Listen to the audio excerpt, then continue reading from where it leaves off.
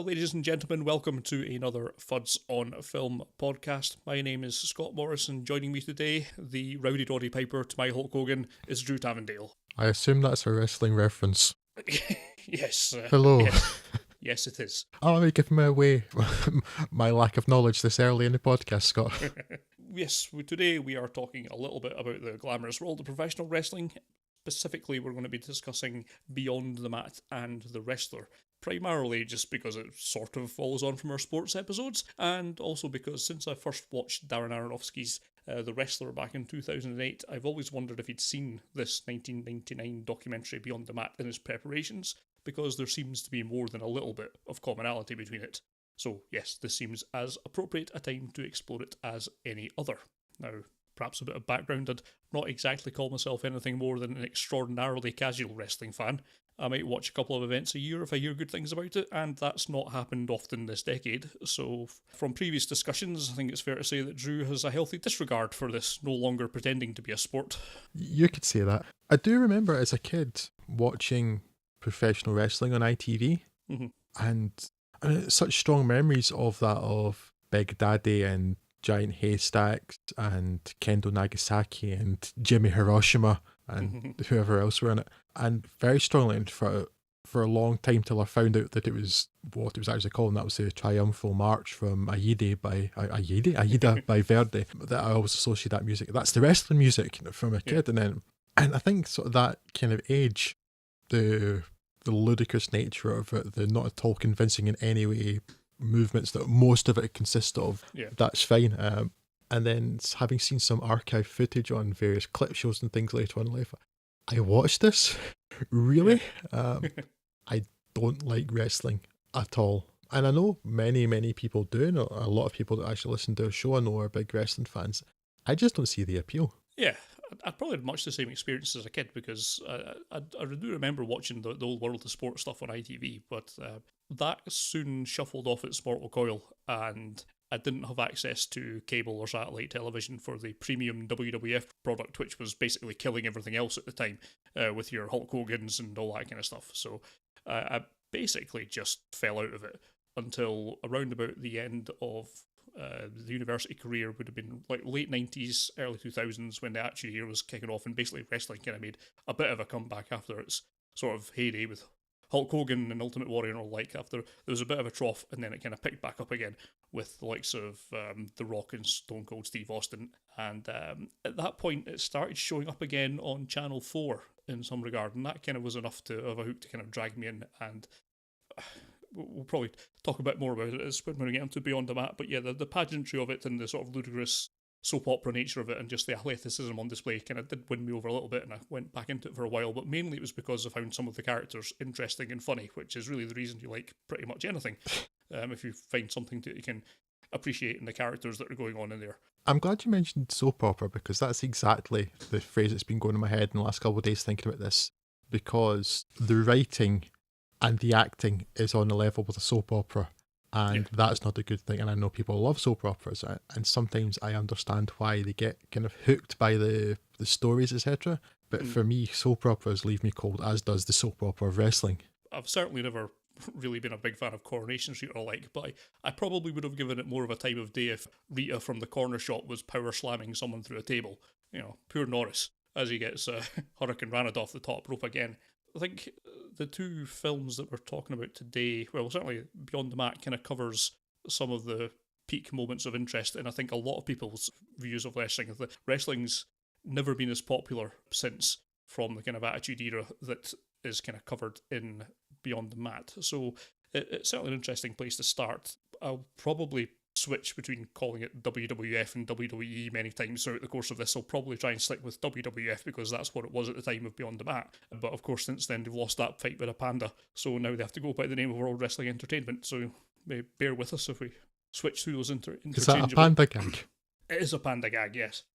The best kind of pun is a panda pun. Yeah, so I think we may as well start with Beyond the Mat, which opens with the standard defence for an adult wrestling fan, although I've always thought that the said defence should be go fisherman suplex yourself. I like it. If you like something, I don't think you should really need to make an awful lot of apologising for it unless it's actually illegal. I suppose it's worth repeating for those that look down their noses at wrestling, and there's plenty of reasons to do so, but a lot of the most common ones are pretty stupid. Yes, everyone does know that it's fake, unless they're either very young kids or of equivalent mental age. The best comparison I can think of is that of a magic show. Just as that audience does not truly believe that the assistant has been sawn in half, this audience does not believe that this is a real fight. A willing suspension of disbelief was key to the historical success of the business, although that rather changed when Vincent Kennedy McMahon's WWF expanded rapidly, making an outright push for the young kids demographic, and then went from state to state in the 80s declaring that it's all a work because he could pay less tax that way if it wasn't a proper sporting competition. That aside, and you may still think that it's a silly profession, and indeed it is, particularly if your mental image of wrestling is still from its first heyday of the 1980s when Hulk Hogan was ruling the roost. And that showed that even then, income inequality was a real concern, with many wrestlers having to work 2 jobs just to get by. So you wound up with wrestlers such as Isaac Yankem, the wrestling dentist, or Sparky Plug, the wrestling NASCAR driver, or Doink, the wrestling clown, or Repo Man, the wrestling, Repo Man.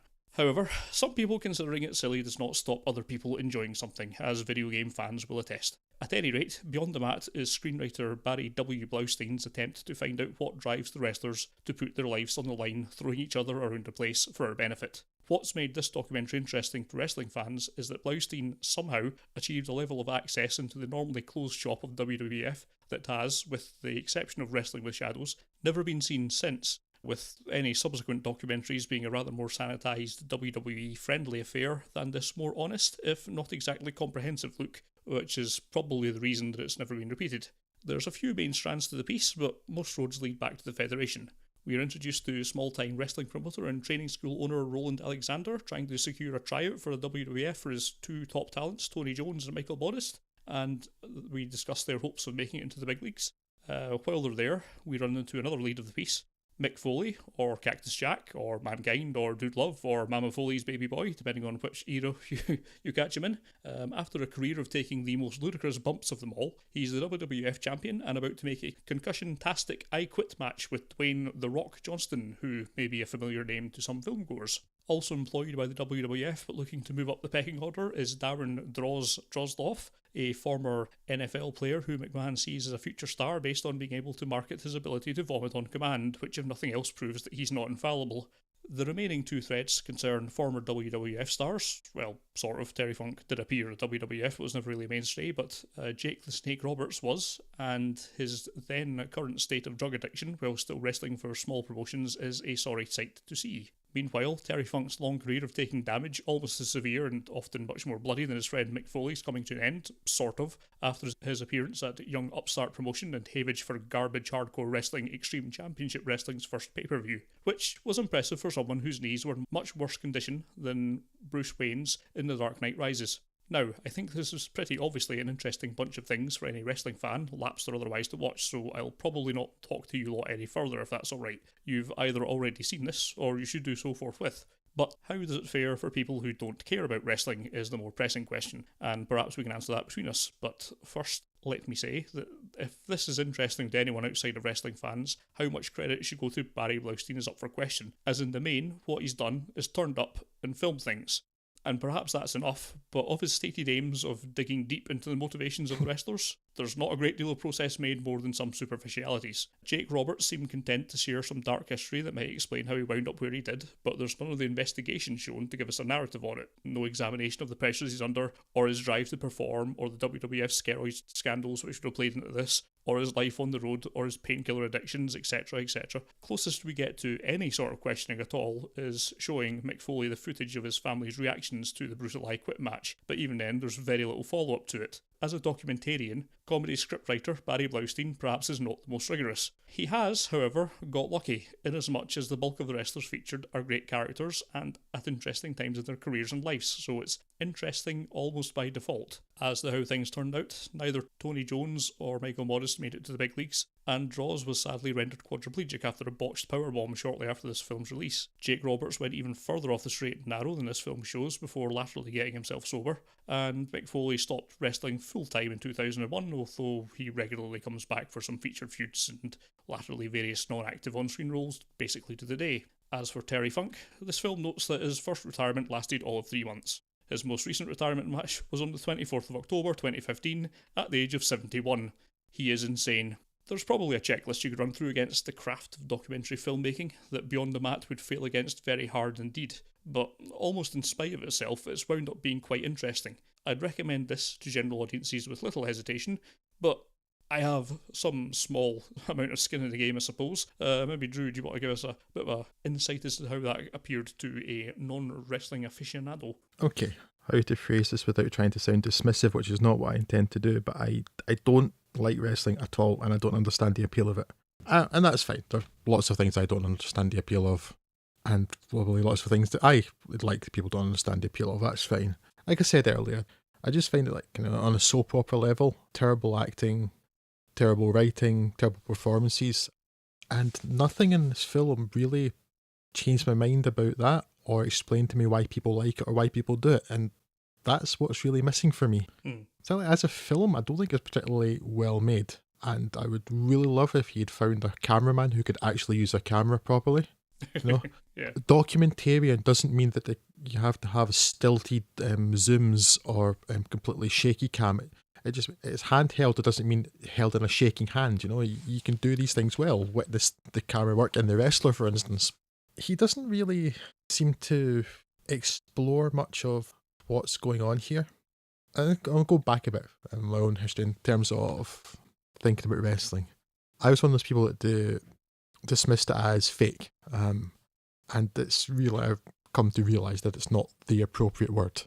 But I watch that and I see them pretending to hit people, and it's not in any way convincing, but the bits that do look convincing, the bits where people are genuinely in danger of being harmed, and I want to know why people do that, why people like that, because I can't stand watching it. I don't want to see people covered in blood, people taking razor blades and cutting themselves or getting covered in barbed wire and being covered in blood, and it's not something I really want to see.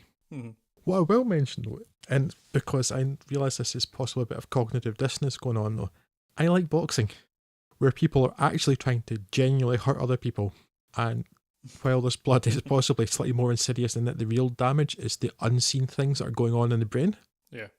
So I know that's a bit strange, but in boxing it's the actual contest that you don't know who's going to win, and that you don't know how it's going to go, whereas while in wrestling it's improv really, but with an idea of where you're headed towards. It's these people are doing such crazy things to their body, and I don't really know why, and this film never answered that question for me. I mean, I think I've said this before, but largely wrestlers are stuntmen, with all of the attendant danger that has. If something goes wrong, people are going to get very, very hurt. But usually where I like to see stuntmen is for instance, in a film, where they're trying to sell something and tell me a story in an exciting way. Nothing in wrestling I find exciting or interesting. So I think it's dangerous stunt work in the service of nothing good, nothing interesting. So you've got these people, what's the guy, Mick Foley? I genuinely don't know these people at all. I've heard of Stone Cold Steve Austin, and I know Dwayne Johnson, and I'm glad to see that Dwayne Johnson now is considerably better at the whole acting business than he was in the clip shown in this, because he was terrible in his performance, but I don't know the other people at all. But Mick Foley, who seems like a nice guy, and then he's getting hit in the head by things, and he's getting himself covered in blood, and it seems like two different people and completely divorced from one another. And I would love to have seen some exploration by Blaustein of how he reconciles that, why he does what he's doing. And the closest he comes is when he shows them the footage of his children at ringside, which seemed a bit contrived at first and actually made me deeply uncomfortable that those young children were watching these things being done to their father. I could barely watch that scene. And if that was in any way true, then I consider that their parenting skills are not brilliant. It's maybe you shouldn't take your 5-year-old daughter to watch you being smacked in the face by a man with a chair, That's it. And then when he's shown the footage later, they show him, and I was watching his face, and rather than being horrified by it, he seemed largely amused. maybe wryly amused, but not like shocked or anything. And I don't think he was doing it it's not like he was a psychopath or anything that it was okay, but it's like he didn't really see a problem with that. And I would love some exploration of how he can seem so normal and then go and do something so almost psychotic seeming for his job. I mean, you're right in as much as Blaustein doesn't ask any questions. Yeah, that's the big problem. All of his film. I mean, it doesn't seem like he's. I mean, okay, maybe he's prompted stuff off camera that's not put on the screen, but I don't think he's done that. I think he's really just shown up with a camera and just followed people around for a while. Yep. For someone whose stated aim was, I want to work out what makes these people tick, he's failed completely in this film. Mm-hmm. And also, what really annoys me is that essentially, I mean, I didn't even cover all the strands that's covered in this film. There's a few other things that have no payoff whatsoever. Things like accompanying New Jack, who's a total psychopath, to his screen test and things like that, which doesn't go anywhere apart from those couple of scenes, and it just really shouldn't be in there at all. There's about 5 documentaries in here that I would like to see, all meshed into one 90-minute experience, which doesn't cover anything more than the real superficialities of anything. That's what I find quite frustrating, because there's a whole bunch of stuff in there that I would really like to see. Mick Foley, I've read his many-volumed autobiographies by this point, and I've kind of got a bit more of an inkling of how he kind of squares that circle with himself, but he's put himself through tremendous physical hardships to try and make a name for himself and make some money, and I guess part of that is that he does kind of went off after this. He didn't do a whole lot more of the kind of really violent, horrible matches that you see here. He did 1 or 2 towards the end of his career, and sort of came back occasionally for it when his kids were a bit older, I suppose. But after that, he kind of seemed quite comfortably to go back into the kind of goofy, almost comic relief roles, as opposed to being this monster who gets thrown off, legitimately thrown off 20-foot cages onto an announce table and breaking it, and then further bump you see in this in Hell in a Cell match where he pretty much brains himself on a chair that's in the ring, and on the way down basically concusses himself, and just terrible things has happened to him just in a way to kind of make a name for himself and make some money. And I suppose he'll justify it as saying, well, that's worked. It's by taking these risks that he made a name for himself and was able to kind of retire relatively early with a reasonable amount of money. But there's nothing like that covered at all in this film, and that's really a failing of the film. Yes. I think if you're a wrestling fan, you'll see all this stuff and just like it, because you can probably fill in about enough of the gaps with your own knowledge or experience or just general interest in the era. If you've got no frame of reference for this at all, there is really nothing at all to explain anything that's going on, and for a lot of it, there's obviously just sad characters like Jake Roberts in this. He's kind of back on the straight and narrow now, but here he's just a colossal loser, a drugged up waste of space for the most part. And it kind of hints at the sort of tragic backstory that kind of got him there, but it never goes into any of it. It just sort of hints at it and mentions it, and there's all these little glimpses of places round the corner that really, you wish someone really got their teeth into this. Whereas this is just frosting, and there's no cake to it. Blaustein's not a good filmmaker, and this isn't a good film. That's why, if you are into wrestling, then like you say, you're going to be able to fill in the blanks for yourself, and I think you're going to enjoy this. But if, like me, you either have no interest in wrestling or you have antipathy towards it, you're going to get nothing from this. I learned nothing from this film. And partly, it's a badly made film for all the reasons we've spoken about, and because it's so unfocused as well as lacking any teeth at all. As yes, there are so many interesting things that could have been done with this film. You could explore things like, yes, Jake the Snake Roberts' background, and whether he is fairly atypical, or whether perhaps there's a lot of people with his either background or certainly his lifestyle and his drug problems, whether that maybe the career attracts people like that or it causes that. That's one road it doesn't go down.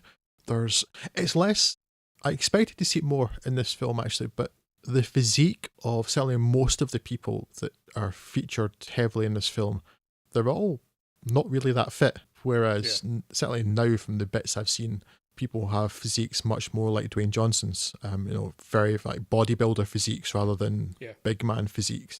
So I think maybe now the use of steroids and stuff is heavier than perhaps it was then, because Mick Foley doesn't look like he's a big steroid abuser or anything like that, Yeah, well, there was plenty of roided up guys around about the time, but I think this wasn't this was filmed not long after the whole steroid cases went to court and all that stuff. So there was probably enough of a stigma around that one of the conditions for getting any sort of access at all would be not to mention that at all. Right. So that's probably why it's going with him rather than your guys like, I don't know, Andrew Martin, Test, and all these other guys who later wound off to die of heart conditions that are almost certainly related to their use of steroids earlier in their career. Okay, so what's going on then? Because yeah, just the physique of the people you see, they're not like the physique that I would associate with wrestling now from what I've seen. Yeah, not like the old sort of days of the Ultimate Warrior and Hulk Hogan, all these other guys who have muscles the size of your head, that kind of thing. No. But yeah, so that's another thing they could have gone down was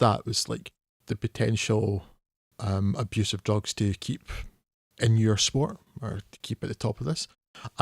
Or alternatively, you could go down a more positive route of, what people maybe get from it. Yeah. Both as a fan, which I think really should have been explored more. And I was hoping for. I really want to understand the appeal of this. I don't see it. I just think it's ludicrous and not entertaining. And it's either clearly, I don't want to use the word fakes. It's not what I'm putting, because if they pretend to be standing on somewhere, pretend to land on someone's face and get it wrong, somebody's going to get really hurt. So it's not fake in that way, but it's not authentic. And so I don't find that enjoyable at all. But then at the same point, when people are sort of ramping up things like people, as in you see in the wrestler we'll talk about soon, people stapling things to their head and cutting themselves with barbed wire and cutting themselves with razor blades, and basically just always cranking up because the audience are always wanting more. And I would love an exploration of why the wrestlers would do that to themselves and why I think it's settled, and what is wrong with an audience that really wants to see people almost die. Yeah. Again, with the proviso, yes, I know that I like boxing, and that's a thing, but I do think it's the sporting contest that sets that apart for me. But I think what I'd say is, right, you can argue about how successful it is, and from your point, not very, and I think for most of the I'd be agreeing with you for most of the stuff I've seen of recent years, but the idea as an overarching concept, I think, behind wrestling is to kind of try and create the sort of narrative that you kind of retroactively fit to sporting events, but trying to engineer that. Mm-hmm. So some of like the really sort of memorable boxing matches that aren't actually over in like the first round, where there's a back and forth and that kind of thing, and you're never sure who's going to win, and it seems like, well, basically Rocky. It seems like someone's going to lose, but they pull it out in the last second, or they make the comeback but don't quite make it in the end. That they pull up just that dollar short or something, and then that's the interest for the next kind of round. That is what wrestling is trying to get into every match. Doesn't always work for even people who like the sport, and if you don't like wrestling at all, or you can't really be invested in any of the characters, and obviously it's not going to work for you at all. But I mean, that's the general concept of it.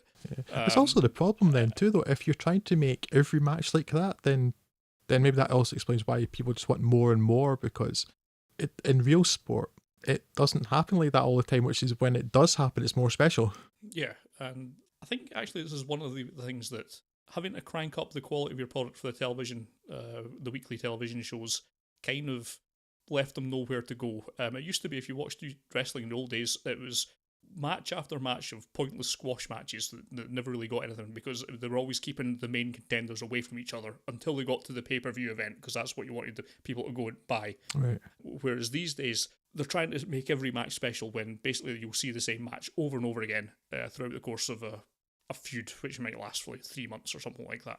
You just keep seeing the same thing over and over again, and it's very difficult to kind of keep levels of interest in it without cranking up the stakes that are involved each time. So you may have a standard match first time, then the next time round you have to do something that's a bit more spectacular. So maybe you need to do a cage match where there's the expectation that someone's going to do something silly at the end of it, or there's a bit more violence involved, or you need to do a hardcore match to blow it off to kind of come to an end where there's weapons involved and all that kind of stuff. So that's kind of, I think, where the escalation wound up coming from. Yeah, none of which is in this film, though. No, but and when you start getting to the level of having weapons everywhere, you start to a point where that's now your baseline, and that's really where the ECW stuff comes in, with the kind of more violent matches that you'll see where people are bleeding and stapling and all that kind of stuff, and that was sort of everything cranked up to the max, and you couldn't really go anywhere from that without actually killing someone. So there's been an effort to kind of rein that back in recently, and it's a bit more sensibly paced now, but whether they managed to kind of evolve their storytelling to actually get people interested in the characters along with it, I don't think they managed to do, and that's why it's now in the bit of the doldrums at the minute. WWE is still making an awful lot of money, but it's nowhere near as culturally significant as it was back at the heyday of the 1999 2000 kind of era, and that's perhaps the shame of Beyond the Mat. While it's interesting for someone who already knows about it, it's really not going to do anything to educate anyone about yes, which is what I was any hoping aspect for. of it. Really, Yeah.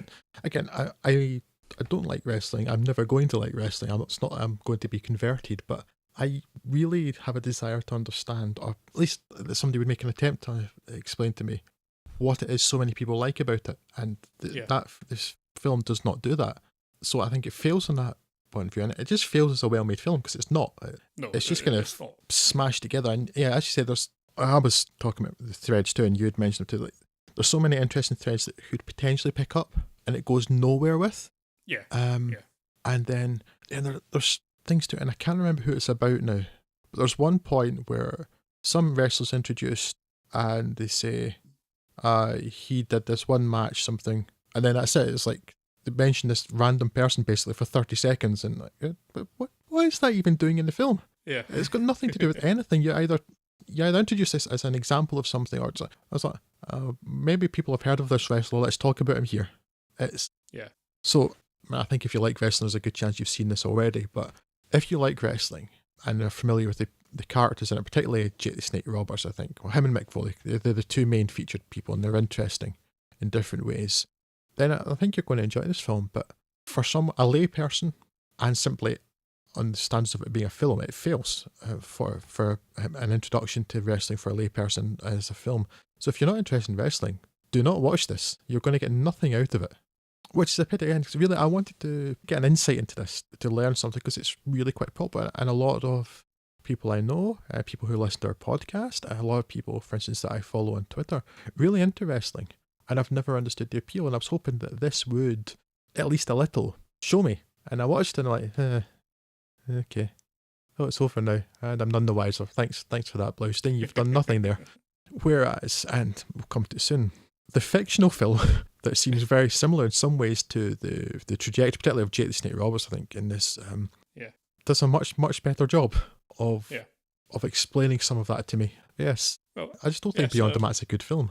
Yeah, I'm actually forced to agree. It's interesting, particularly for wrestling fans, but I mean, it's certainly not a good film, and I couldn't recommend it as a film to anyone outside of the world. It's annoying that he doesn't get anywhere near his stated aim of working out why people do this kind of things. If you are more interested in that kind of stuff, I suppose I'd probably more recommend something like Mick Foley's first book, which he did actually write himself. He's a funny and entertaining guy. So his first book is worth looking at, which is his Have a Nice Day, I think was the name of the first book that he did. Kind of an autobiography of him getting into his starting up his career and getting up to more or less the point where this film would start, give or take. And that's an interesting read and quite funny in places. Probably does a better job of explaining why someone would get into it than certainly anything that happens in this film. So, in a lot of ways, this is just a missed opportunity of a film. As I say, he gets the kind of access that no one had before. And it would be nice to see him actually ask questions of the guys like Vince McMahon or these other top level guys, where he doesn't seem to actually have done anything. He's just there.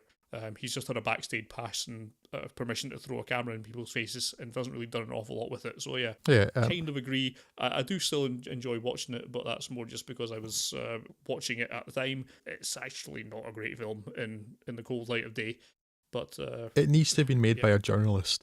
I really think it does. I mean, and not with any particular agenda, but just with that sort of insight and just the teeth that a good journalist would have to ask the difficult questions where they're appropriate. I mean, a good documentary. I want to see Louis Theroux does wrestling. I think that would maybe get down to the nitty gritty of it much better than this guy who's basically he's a fan who got lucky and stuck a bunch of footage together.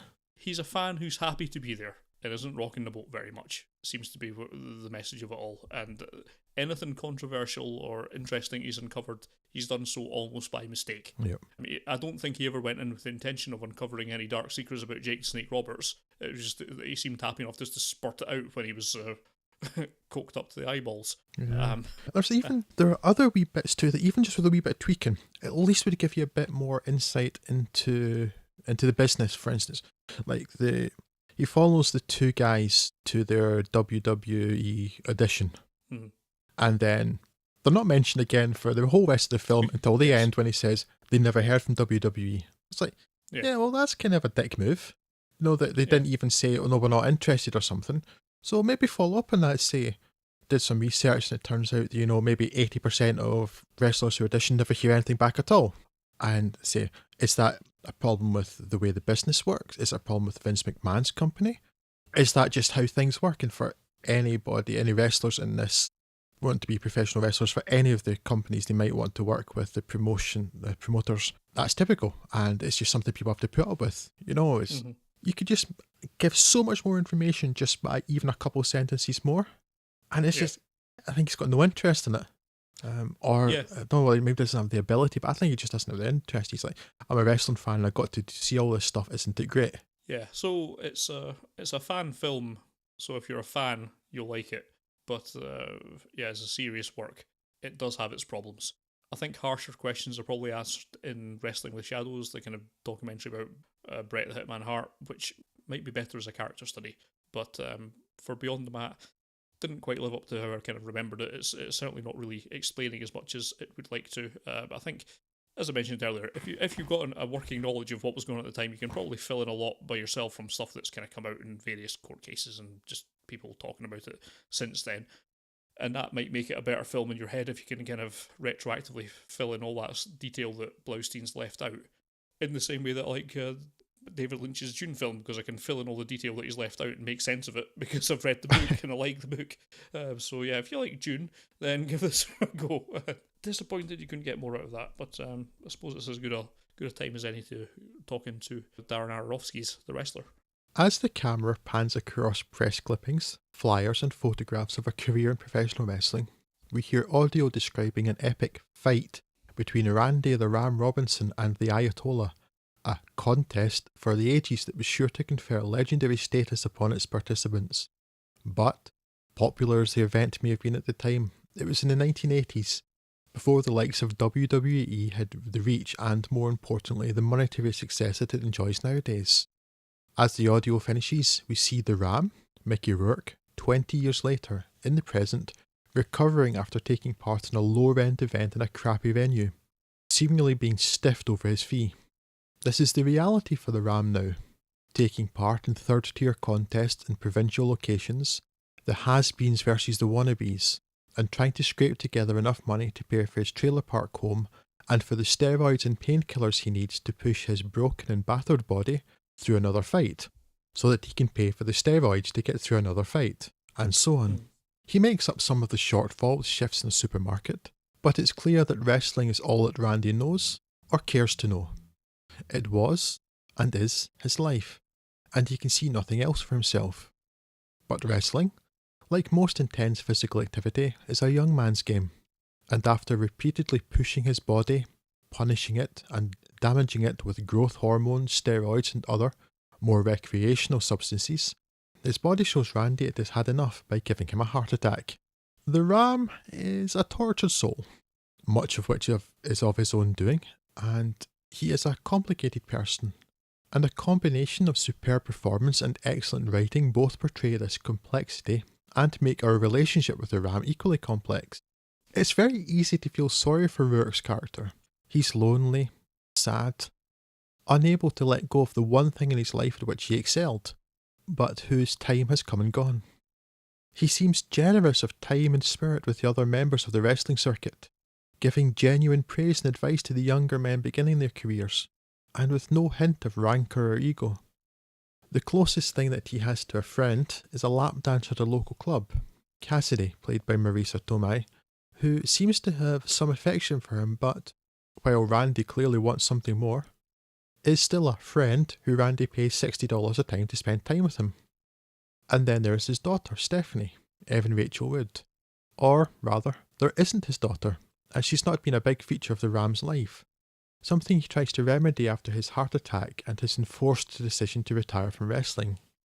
But He's a bad person. Not an evil person, not by any stretch. But he's not a good guy. It's all too easy to forget that. Especially when you see his camaraderie with the other wrestlers, or his first shift at the deli counter when you understand that he's a born showman and who is capable of putting a smile on a stranger's face just by how he interacts with them in that fleeting moment in which their lives coincide. But he wasn't there for his daughter. He abandoned his child. So that guy. And then there's the unacceptable way in which he responds to Cassidy declining to take the spark of a relationship between them any further. Despite this though, it's difficult not to be shocked by his outburst in the supermarket, or to not wish fervently that he not go through with his return to the ring. Robert Siegel's script, director Darren Aronofsky's intimate but not intrusive camera, and Rourke's nuanced and raw performance all engender sympathy for and interest in this flawed and believably, painfully human character. While the wrestler has no impact on my regard, or total lack thereof, for professional wrestling, it paints a compelling portrait of a damaged individual unable to let go of the past and his former glories, but doesn't necessarily condemn him for it.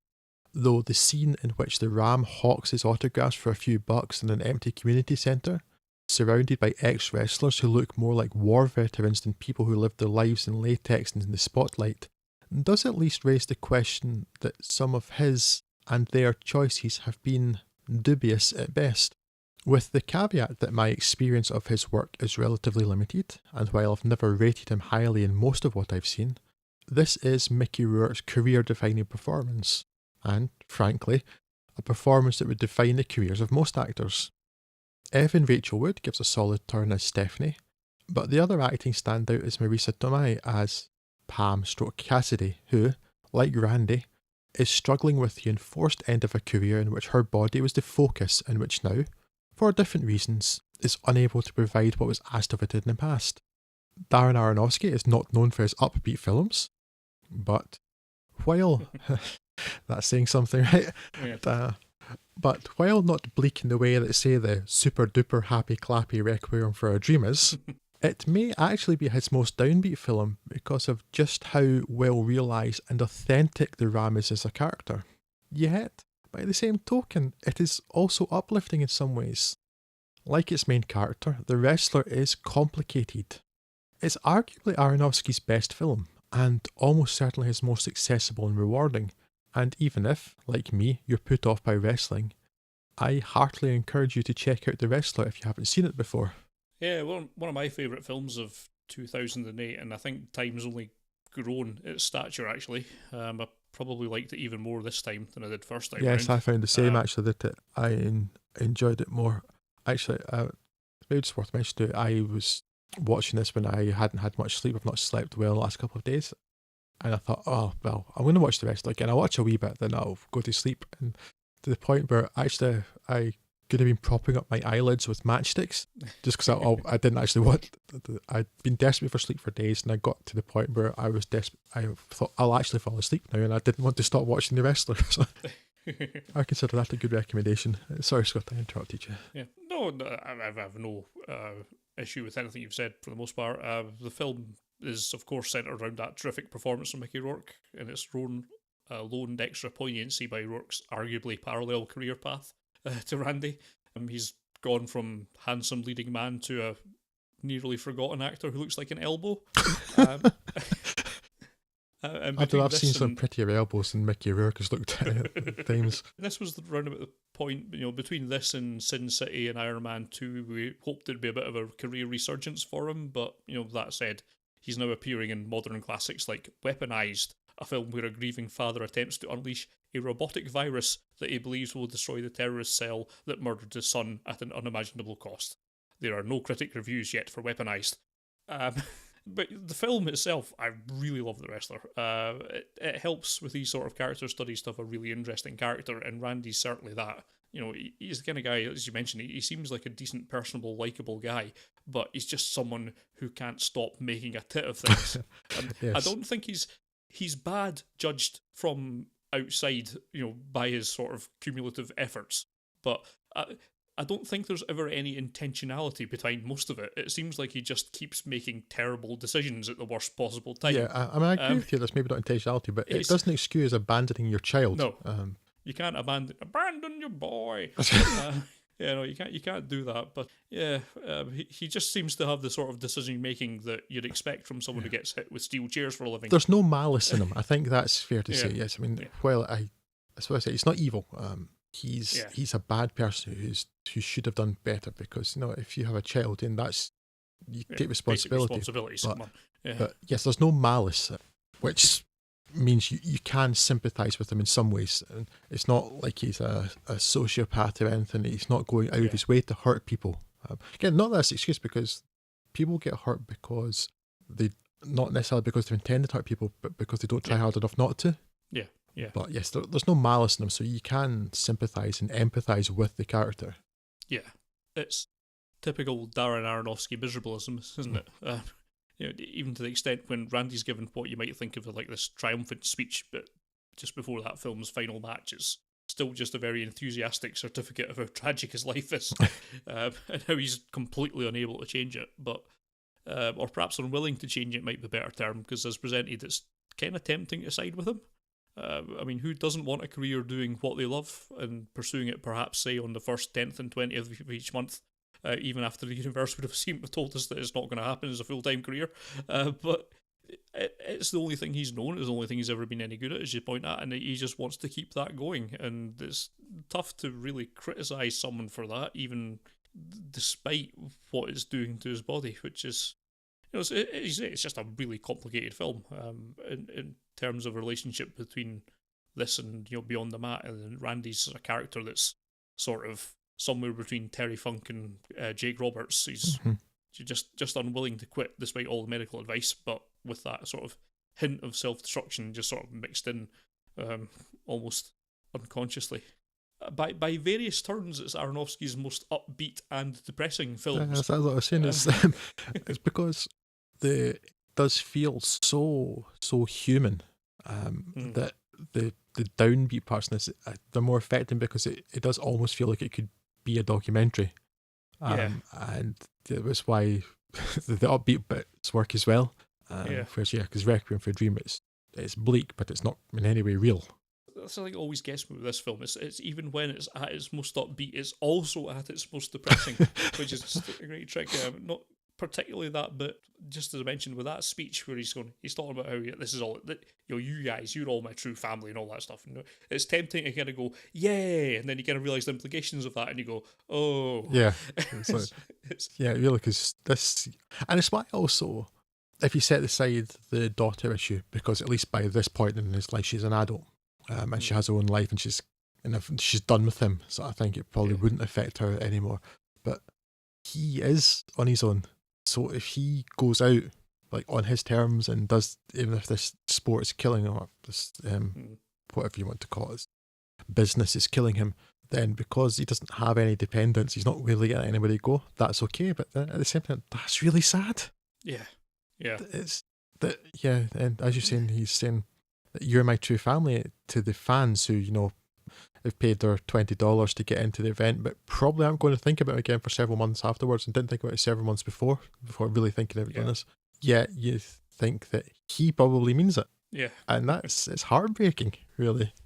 But yes, at the same point, it's where this film succeeds, and the Beyond the Mat, which had access to real people, fails. It's like, it doesn't explain what I would want, which is why people enjoy, I mean, you can't always explain why people enjoy things, but like from the fan point of view, it's not there. But the wrestler does such a good job of explaining why this wrestler does it, or at least why this wrestler keeps doing this. Yeah. Why he does these things to himself that was so noticeably absent in Beyond the Mat. Yes, if nothing else, it's brought Darren Aronofsky back to the forefront. I'm very looking forward to seeing his upcoming film, Mother. And I will have to go back and watch things like Noah and The Fountain, which I've kind of skipped over. I wouldn't bother watching Noah. I still probably will. I just find him an interesting filmmaker. If anything else, he's got an eye for things that aren't quite as cut and dry as most of the other things that are kind of knocking around in Hollywood just now. So it's always interesting to see. Perhaps Noah accepted, I suppose. From the trailer didn't look all that enticing, which is probably why I gave that one a wide berth. But yeah, he's I've liked him ever since I was subjected, I suppose, to Pie at an early age. One of my a favourite film from university days, which is just a striking work, which was for a long time my favourite Aronofsky film. This is probably better, having looked at them both again pretty recently for this podcast. This is one of the better films of the decade, I would say. It's weird. I mean, it'd be quite easy to dismiss, well, not dismiss The Wrestler, but maybe sort of undermine it a little by saying it's quite conventional in some ways, and that structure-wise, it's similar to a lot of other films, and even maybe something more like a Rocky. Even there's almost some of that. Certainly, maybe Rocky Balboa. Not so much Rocky, but Rocky Balboa. By the time that sequence was coming to an end, there's something of that structure in there, but there's no overt emotionality or sentimentality in The Wrestler. Yeah, very little judgment either. Yeah, and it's also simply just very, very well made, but there are little touches in there that make it slightly different from the norm. Mm-hmm. You don't necessarily have to be so different. There's nothing wrong with it following a fairly well-worn structure if you do it well, and this is done exceptionally well. It's just Robert Siegel's written a really interesting character that's been portrayed really well and directed perfectly, and it doesn't need any great twist. Any great deviation from that structure is going to stop it being so realistic, actually, because why it works is because it just feels like all the contradictions that are in so many humans is why it feels so real, and that's all the more affecting for it. So you don't need to do any much. There's emotion in there, but it's raw and it's real, but it's not sentimental. Yeah. And everything's just measured just right. It really is absolutely one of the best films of the 2000s. Yeah. Certainly from Hollywood, but it stands up against a lot of other stuff from that decade just all over the world that I've seen. I guess mild recommendation is what we're saying. Yes, definitely if you've not seen it, it's an absolute must-see, and not that it's got a lot of competition. Obviously the best fictional wrestling film that there is, because there is The Wrestler, and then there is the widest gap you can possibly imagine, and then there is No Hold Bars, which is the drizzling and a variety of contenders with it. Nacho Libre. Yes, Ready to Rumble, the terrible WCW vehicle, and horrible things. Yes, the Wrestler is absolutely fantastic, and if you haven't seen it, rectify that forthwith. Yes, we will brook no argument. I guess that will wrap us up for today, but before we go, some feedback from the old Twitters when we put out a question on what you thought of these films. Yes, the first lot coming in from at Sonic Yoda on Twitter, who loves Beyond the Mat, but feels like the scene where Foley's family are watching the match and getting distressed is a bit contrived, which we did sort of cover there in a review, and he thinks that The Wrestler is outstanding. It's restrained for an Aronofsky as well, just lets the characters carry the drama, and indeed he does.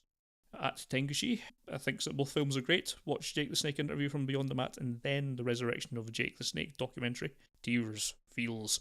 Not watched that documentary, although I do know the general gist of his redemption. He's basically off the crack, which more or less the gist of it, and shacked up with a fellow wrestler, Diamond Dallas Page, and doing his yoga to get him keep him on the straight and narrow.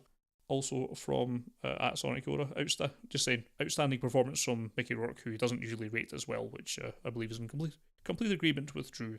Also from Stu at the Films and Swearing Podcast, at FAS Podcast on Twitter. Can't remember enough about Beyond the Mat, but wholeheartedly recommends the Resurrection of Jake the Snake documentary on Netflix. So yes, another hit for that. And also something in from Lee Millen, the magician. That's at the Lee Millen on Twitter, who mentions that Beyond the Mat is great.